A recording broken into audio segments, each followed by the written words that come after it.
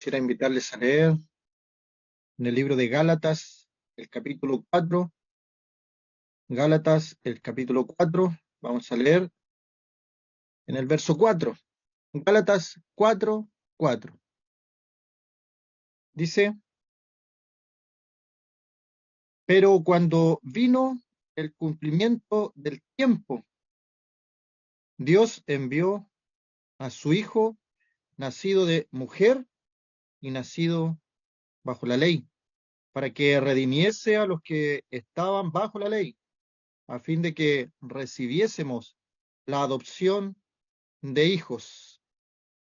Interesante el versículo, cuando vino el cumplimiento del tiempo, dice el apóstol Pablo a los Gálatas, pero cuando vino el cumplimiento del tiempo. ¿A qué se referirá el cumplimiento del tiempo? ¿Acaso será posible que todo lo que vivimos a lo largo de la historia no sea casualidad, sino que haya un ser superior que tiene todo determinado? Y eso es lo que nos está diciendo el texto. Estamos en presencia del Dios Todopoderoso, del Dios del tiempo. Él maneja los tiempos. Y el rey Nabucodonosor, que le suena a ese rey, un rey babilónico, que pensaba que él era grande, era poderoso, que él había construido su reino en Babilonia, los jardines colgantes de Babilonia, una de las 7 maravillas del mundo antiguo.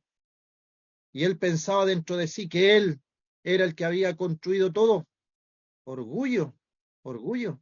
¿Y cuántos hay en el día de hoy que miran lo que han construido, lo que han hecho y piensan que son ellos, sin ayuda de nadie más? Orgullo total en el corazón. Y Dios lo castigó a Nabucodonosor y tuvo que estar 7 tiempos comiendo hierba, como los bueyes en el campo. Su cuerpo era rociado, su cuerpo era mojado por el rocío de la mañana. Sus uñas crecieron. ¿Hasta cuándo? Hasta que reconoció que Dios es el que controla, es el que pone reyes, saca reyes, que controla los tiempos. Él es el Dios de los tiempos. Y si hay algún imperio en la historia de la humanidad, es porque Dios lo ha puesto allí. Y puso al imperio babilónico y le mostró al mismo rey lo que iba a pasar, la cabeza de oro, lo más espléndido. Y así sucesivamente, los reinos de Media, de Persia, después el reino de Grecia, y después al final un reino que aún no venía, de hierro, y después los pies, hierro mezclado con barro. Y tenemos aquí cuando vino el cumplimiento del tiempo. Ya había pasado el imperio babilónico, ya había pasado el imperio de los medos, de los persas, había pasado el imperio griego, el gran imperio griego de Alejandro Magno, Alejandro el Grande, que se emocionó al llegar al Oriente y al preguntarle, él dice es que no hay nada más por conquistar, pensaba él, que había conquistado todo el mundo conocido a una edad muy temprana, pero él lo había conquistado, el gran conquistador, por el poder de las armas. Nuestro Señor ha conquistado el mundo a través de la fe.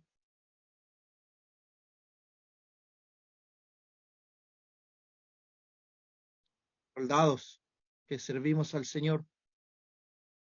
Escuchaba la noticia de un posible levantamiento en Rusia y se habló en la noticia se hablaba de mercenarios.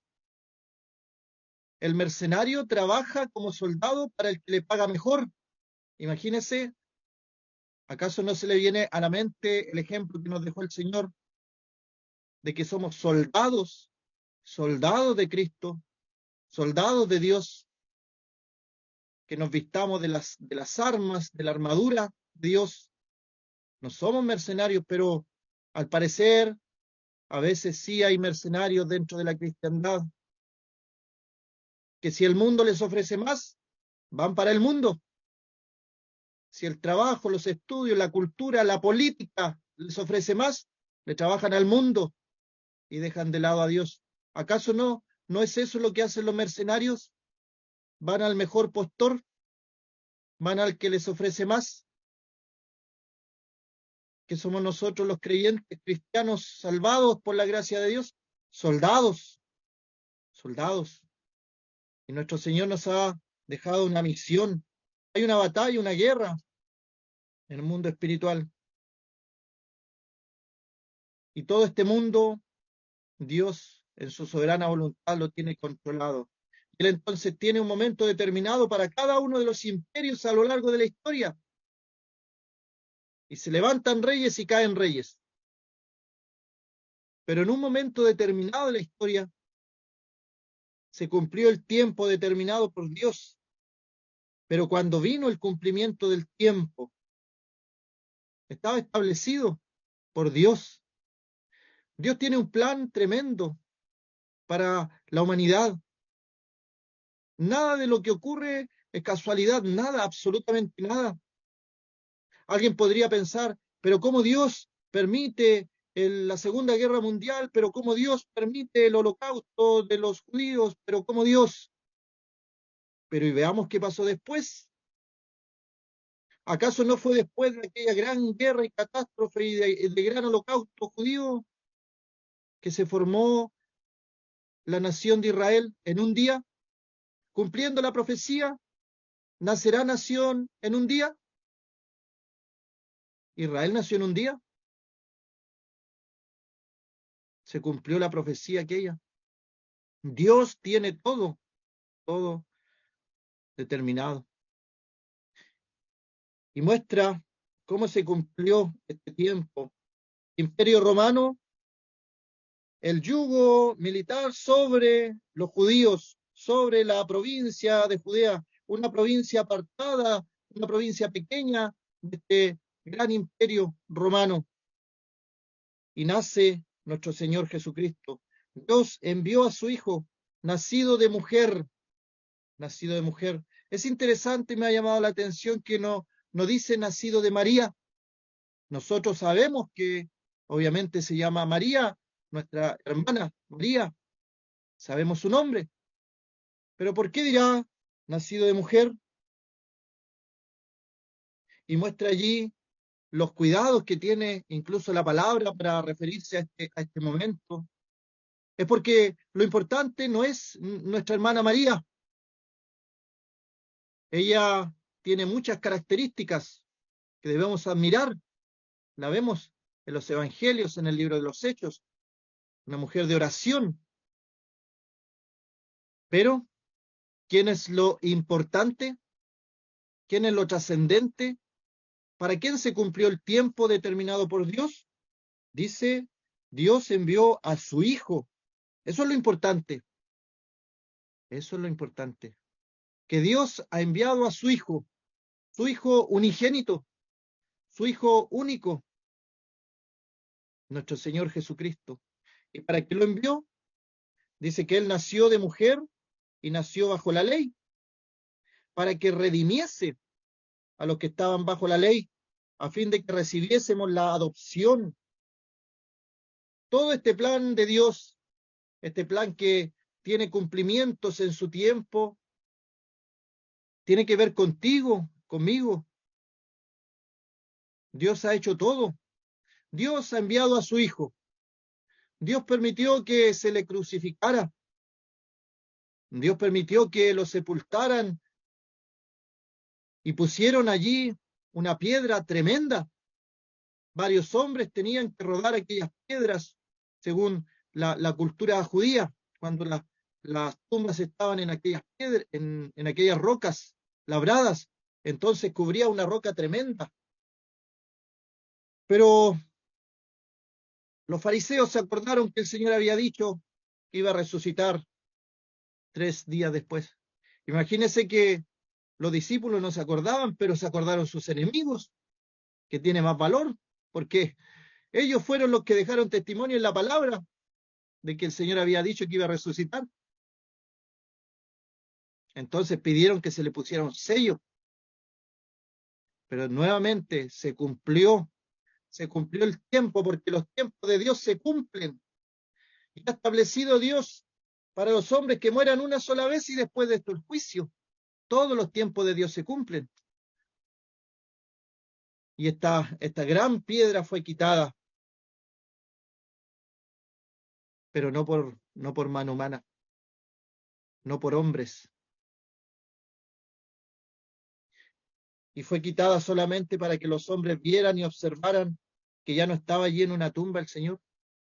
Había resucitado y se cumplió el tiempo entonces que el Señor envió a su Hijo al mundo, que nació de mujer, nació bajo la ley, se cumplió que iba a morir en una cruz, conforme a los salmos, a los profetas, a Isaías 53, se cumplió.